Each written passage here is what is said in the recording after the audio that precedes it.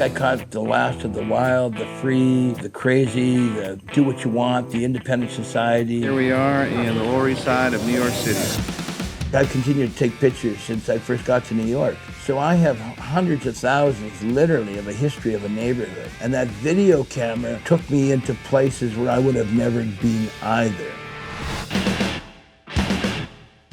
Now, in the beginning, the mayor and the police commissioner called it a police riot. That's really important because there's only a couple of police riots in New York City's history. And that was one of them. And it's because of that tape. One of the things you have to understand about the police is the police often put themselves in situations where they become the center of attention. Maybe the fight is about an eviction. Well, the police will come in, they'll hit a bunch of people, now all of a sudden it becomes you and the police. So the police kind of take over the concept and they make the fight. It's our fucking park! It's our fucking park! August 6, 1988, I was the first person to use the handheld, commercially available video camera and to hold the police accountable.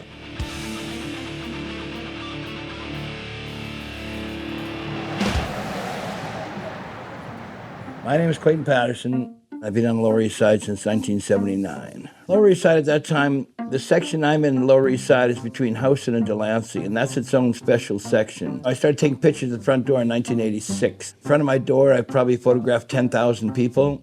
And so that goes from kids to now some of them have grandkids. I let them sign the door, and if you look at the door now, it has graffiti tags on it. So those tags were very kind of instrumental to the history of the Lower East Side, because that was the real street life. I always liked the streets and the people and the Lower East Side and the essence of a neighborhood. And that sort of captured who I am. You know, I grew up as an outsider and coming kind of from the bad end of the working class. I sort of looked at those kids and I saw myself. I saw everybody that I grew up with. So I just understood them, and it was kind of like, you know, very inspiring. I always looked at it as my people. So I was there when the drag queens were ruling the Pyramid Club. And so you would have like Hell's Angels, punks, skinheads, gay people. You had the whole mixture, which was very Lower East Side. I was at the Pyramid Club when I met Nelson Sullivan. Nelson showed me this handheld video camera, which I got immediately. You see, one thing that's interesting about a camera is that it makes you a player because you're there documenting.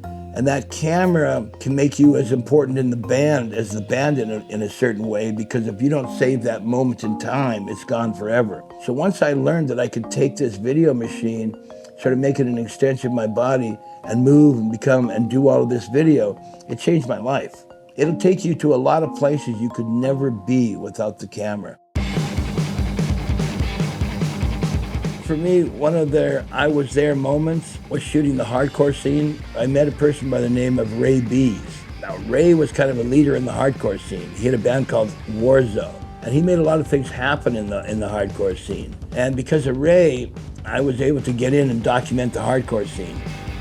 The hardcore scene, let's say at a place like CBGB's, was very small, very concentrated. So if you're going to be up close trying to be by the stage, you know, you're going to be in the middle of a lot of movement and things. So I got good at documenting things on the move. If you just sit there and shoot, it can get kind of boring after a while. So part of it becomes, how do you make this stimulating and interesting? Part of what you try to do is, after you watch it enough, you try to predict what's next. So you knew where, after a little bit, where each one of those moments happened. So you tried to capture that point right at that instant when it happens. So you're always mentally thinking. You're always sort of putting ideas together in your head. And that's a big part of the process. Jersey is Jersey. New York is New York. I was here during the first 3 terms of Koch, where I saw it go from unlimited possibilities for the individual to the police department saturated in corruption, a city that had been taken over by drugs, an economy that was starting to fail, and just the loss of so many opportunities because so many jobs had now become outsourced.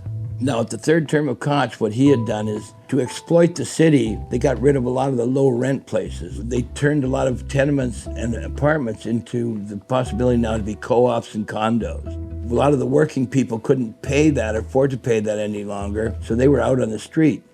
So New York City ended up with hundreds of homeless people. They turned Tompkins Square Park into a place that you would be protected as a homeless person. There was one particular group called Tent City, and they were like activists that worked with the activists. So now you had homeless who are becoming really responsible within the activist community. There was a lot of activity that centered on homelessness taking their own lives into their own hands. It's our fucking park! It's our fucking park! What happened was on August 6, 1988, the police had gotten into a conflict with the anarchists a week before in Tompkins Square Park, and the police basically lost. So they conned the Avenue A Block Association into asking for a curfew in the park. And the reality is the police had made a deal with the homeless and the junkies and those people. If you stay away from the front of the park, you can stay in the park tonight, it won't be a problem. So that whole thing about a curfew was a lie. You will see that they just charged into the front part of the park. So they just went in there and wailed on people.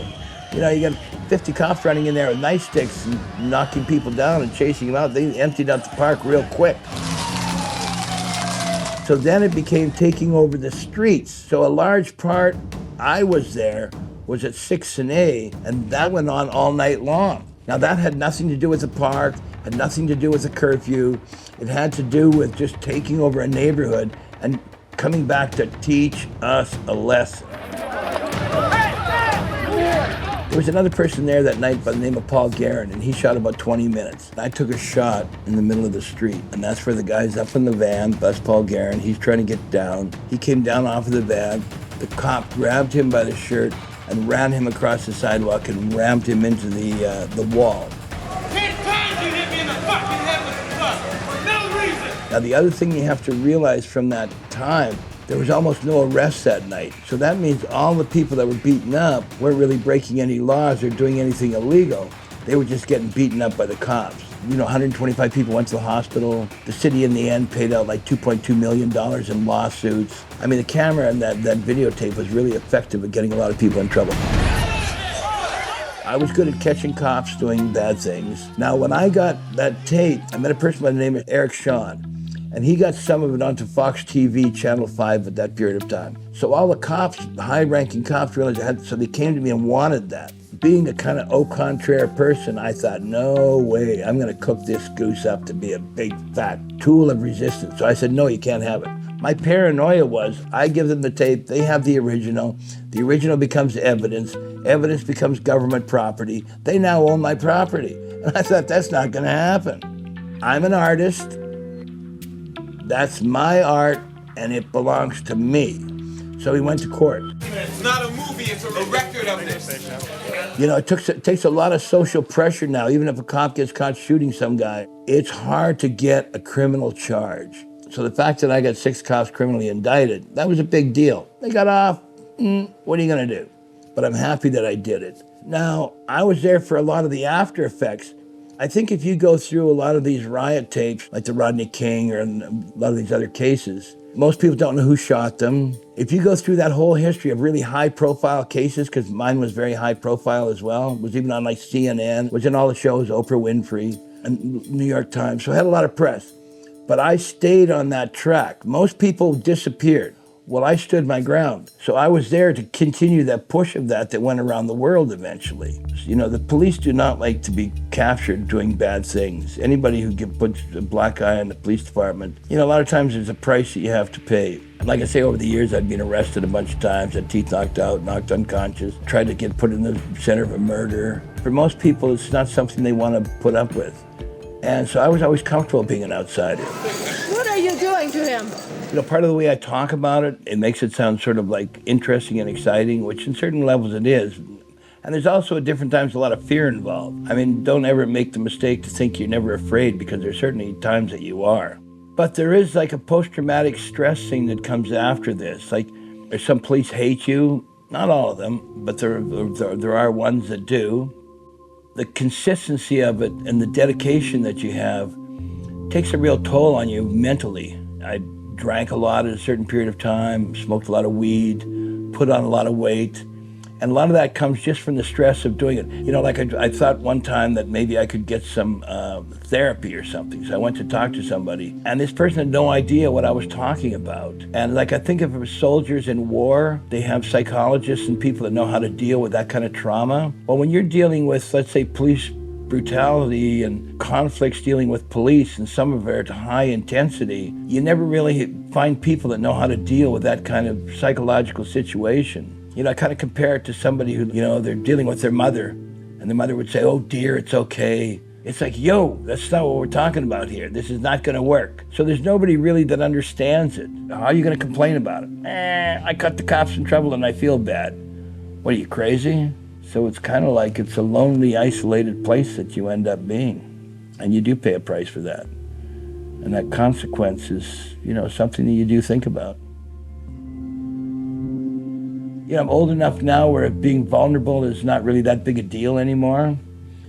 But, you know, when you're younger, being vulnerable is not a place where you position yourself. You don't want to be thought of as having vulnerabilities. I was having all of these people using my tapes to sue.